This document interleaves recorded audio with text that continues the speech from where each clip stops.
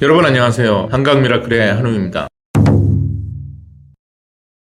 어제 사우디아라비아가 최종적으로 브릭스에 가입하지 않을 것이라고 깜짝 발표를 했습니다. 아마도 브릭스에 굉장히 큰 데미지가 될 걸로 저는 예상이 됩니다. 사우디가 만약 브릭스의 손을 잡았다면 아마 브릭스의 영향력이 어마어마해질 뻔했습니다. 사실. 자, 그렇기 때문에 브릭스 입장에서는 땅을 칠 수밖에 없습니다. 브릭스 서밋 당일날 저는 미 국무장관이 사우디아라비아를 방문한 것도 저는 좀 수상하다고 생각은 했었는데요. 역시나네요. 그리고 사실 이란과 사우디는 굉장히 불편한 관계죠. 사우디아라비아는 수니파고 이란은 시아파, 서로 굉장히 사이가 안 좋습니다. 그리고 사우디는 친미, 이란은 반미, 아주 극과 극의 성격을 가진 나라들이기 때문에 서로 같이 하기 힘든 거죠. 또 더욱이 사우디아라비아와 좋은 관계를 유지했던 트럼프의 재선 확률이 굉장히 높아지고 있지 않습니까? 그렇기 때문에 아마 사우디로서는 브릭스의 손을 잡을 수 없었던 것 같습니다. 지금까지 브릭스가 진행되어 오면서 아마 가장 큰 타격이 아닐까 저는 그렇게 생각이 됩니다. 특히나 사우디아라비아의 산유국으로서의 위치와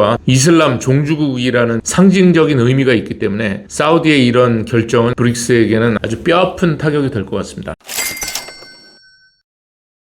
거기다가 이번에 서구권의 반격이 시작이 됐습니다. 저는 미국과 유럽이 왜 이렇게 조용한가, 정말 이대로 눈뜨고 당할 건가 이렇게 생각을 했었는데 아주 보기 좋게 한 방을 먹였습니다. 자, 블룸버그 통신 기사에 보면요, BIS, Bank for International Settlement에서 어제 발표한 내용입니다. 이게 BIS라고 하는데 전 세계 중앙은행들의 중앙은행으로 보시면 될 것 같습니다. 모든 불법적인 송출금을 감시하고 의견들을 조율하고 또 정책을 결정하는, 여러분들이 알고 계신 IMF, 그 다음에 월드뱅크와 더불어 세계의 아주 중추적인 금융기관으로 보시면 될 것 같습니다. 그런데 푸틴이 이번 서밋에서 엠브리지라는 프로젝트를 아주 자신있게 선보였습니다. 전 세계 어느 나라든 제재를 받고 있던 나라든 아니던 간에 미국 서구권의 간섭을 받지 않고 송금할 수 있는 프로그램을 소개했는데요. 이에 대해서 어거스틴이라는 담당자가 나와서 결론을 내버렸습니다. 이번 워싱턴 DC 미국 수도에서 회의를 끝마치고 나온 기자들과 인터뷰에서 아주 공식적으로 얘기를 해버렸습니다. 제재 대상 국가들의 불법적인 다국적 송금을 절대 용인할 수 없다는 결론을 단호하게 내버렸습니다. 이건 완전히 단합대회 겸 축제를 마치고 서밋을 마치고 돌아간 브릭스 정상들에게는 날벼락 같은 이야기가 아닐까요? 러시아와 중국이 아마 가장 큰 타격을 받았을 것 같은데요. 하지만 또 하나의 의문은 이대로 이 국가들이 어쩌면 제가 보기엔 이제부터가 진정한 전쟁의 시작일지도 모르겠습니다. 블룸버그 통신에 의하면 지금 만든 이 엠브리지, 이 프로그램이 중국과 타일랜드, 홍콩의 기술로 만들어졌다고 하더라고요. 그리고 아랍에미레이트에서 30 밀리언 정도의 그 자국의 돈을 차이나로 보내는데 벌써 실험을 했었다고 합니다. 성공적으로. 네, 그래서 결국은 BIS, 이 엠브리지 프로젝트를 차이나, 홍콩, 사우디아라비아, 타일랜드, 그다음에 아랍에미레이트의 그 센트럴뱅크에 넘기겠다. 더 이상 관여하지 않겠다. 이렇게 결론을 맺었다고 합니다. 최근에 기사가 났습니다. 하지만 앞으로 장기적으로 봤을 때 이 프로그램이 러시아나 중국에게는 굉장히 이득이 될 것이다. 이런 전망들을 내놓더라고요.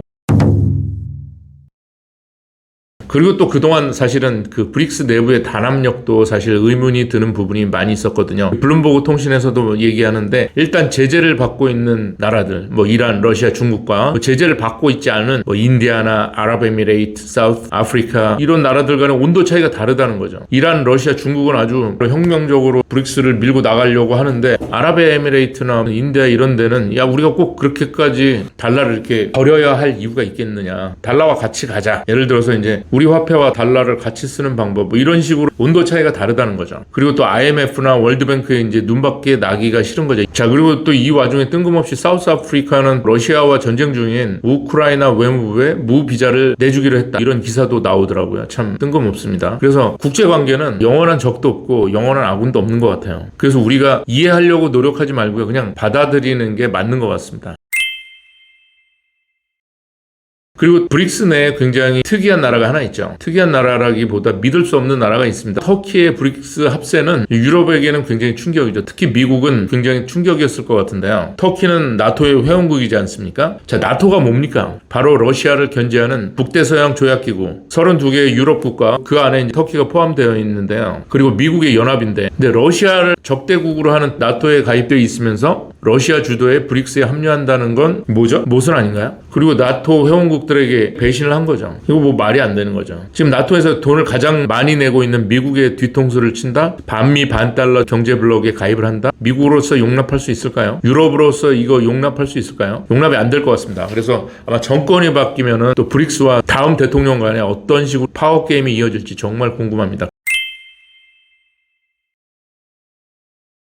그리고 저는 개인적으로 미국이 제발 달러를 지켜서 지금의 패권을 유지하기를 바라는 사람 중에 한 사람으로서 좀 반가운 내용이 아닌가 이렇게 생각이 됩니다. 자, 오늘 여기까지 하도록 하겠습니다. 여러분 감사합니다. 구독, 좋아요 꼭 부탁드리겠습니다.